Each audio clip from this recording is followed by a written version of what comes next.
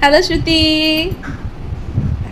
আচ্ছা শ্রুতির মা, তুমি বলো যে শ্রুতি তো অনেকদিন হয়ে গেল ক্যাডেল টু ক্রেয়ন্সে, মানে আমার এক্স্যাক্ট মনে নেই 2 বছর হয়েছে কি? হ্যাঁ হ্যাঁ 2 বছর হয়ে গেছে। তো বলো তোমার কি রিভিউ আছে, কেমন লাগছে ক্যাডেল টু ক্রেয়ন্স? প্রথমেই একটা কথা হলো গিয়ে ক্রেডেল টু ক্রেয়ন্স নিয়ে কিছু বলার নেই, মানে ওর কোনো ভাষা নেই। তাও ছোট করে জাস্ট বলছি, ক্রেডেল টু ক্রেয়ন্স হলো কি আমার মেয়ে, কেন আমার মনে হয় প্রত্যেকটা বাচ্চা যারা এখানে পড়ছে এখনো, এটা একটা লার্নিং সেন্টার নয়, এটা একটা সেকেন্ড হোম। মানে বাচ্চাদের জন্য একটা সেকেন্ড হোম। ওদের মুখে কোনোদিনও শুনিনি এখনো অবধি যে আমি যাবো না ক্রেডেল টু ক্রেয়ন্সে।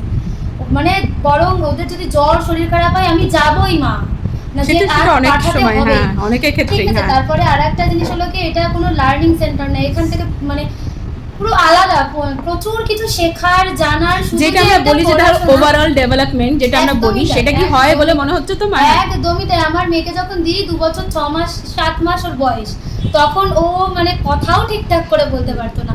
আর ওর একটা প্রবলেম ছিল, সেটা স্পিচের, সেটা হয়তো তুমি জানো। হ্যাঁ হ্যাঁ একদমই তাই, সেটা নিয়ে মানে আমরা একটু স্ট্রাগলও করেছিলাম আর কি। সে তুমি বলো আমরা বলো। ওর এখন কথা শুনলেই যে কেউ বুঝবে যে ও কতটা ডেভেলপমেন্ট হয়েছে, ওর ইমপ্রুভ করেছে। ওর খুব মানে খুবই ভালো, আমি একদম মন থেকে স্যাটিসফাইড। শুধু আমি না, ওর বাবা একদম স্যাটিসফাইড আমরা। আর আমাকে কেউ বললেই আমি বলি ক্রেডেল টু ক্রেয়ন্স, মানে সবসময় প্রেফার। যখন এমনকি ক্রেডেল টু ক্রেয়ন্স আমি যখন প্রথম দেখি, তখন আমার মেয়ে হয়নি।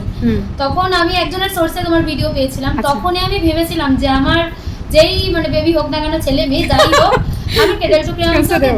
হ্যাঁ তাই একদম, আর আমি পুরো স্যাটিসফাইড। আর বলো যার পড়াশোনা নিয়ে কিছু বলার আছে, যে পড়াশোনা, কারণ ও একদম বেসিক থেকে পড়াশোনা করেছে, তারপর রিসেন্ট শ্রুতি সেকেন্ড হয়েছে, সেইটা এটা তো কারোর এক্সপেকটেশন থাকে না, এটা ভাবনারই বাইরে আর কি। ওর হাতের গ্রিপ যেটা একদম ছিল না, ওর হাত এখনো যা সরু, আমি বুঝতে কি করে নিচ্ছে, ওর গ্রিপটা এসেছে, মানে এটা আমি ছাড়া কেউ জানে না। সত্যি তাই, সত্যি ভীষণ মানে ওর পড়াশোনা নিয়ে কোনো কথা বলবো। আর এই যে বলো যে ধরো ডান্সের যে ধরো আমাদের যে এতগুলো প্রোগ্রাম, কারণ অনেক সময় আমরা শুনেছি যে ম্যামরা এইগুলো বেশি করে, মানে বেশি প্রয়োজন। এগুলো কালচারাল প্রোগ্রাম, এগুলো যদি বাচ্চাদের আমরা না শেখাই, তাহলে আমরা বাবা মা হয়ে কি শেখালাম? সেটা এটা তো আমার নিজেরও মনে হয়, কিছু কিছু স্পেসিফিক প্রোগ্রাম আমরা করি খুব সারা বছর ধরে। হ্যাঁ হ্যাঁ, আর এইটা পরে যেহেতু ফাউন্ডেশন ডে আছে, এটা তো হবেই, মানে যেহেতু এবার যদি আমি না করি, ধরো ওদেরই তো অ্যাপ্রিসিয়েশন, ওদের জন্যই সমস্ত কিছু। ওরা একটা স্টেজ প্রোগ্রাম এসে এখন থেকে ওরা শিখছে, পরে গিয়ে তোদের প্রবলেম আর কোনো প্রবলেম হবে না। সেটাই, স্টেজে উঠে আমাকে এটা করতে হবে, আমার নার্ভাস না না না একদমই থাকবে না। মানে এগুলো যারা বলছে তারা বোকামির কথা বলছে, আর কিছু বলার নেই।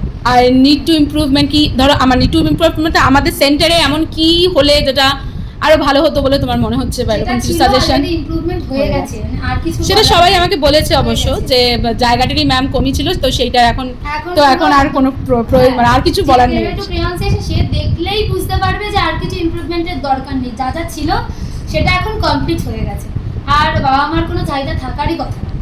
Thank you so much, thank you for the expensive review. Thank you. একদমই থ্যাংক ইউ। দাদা শ্রুতি টাটা দাও।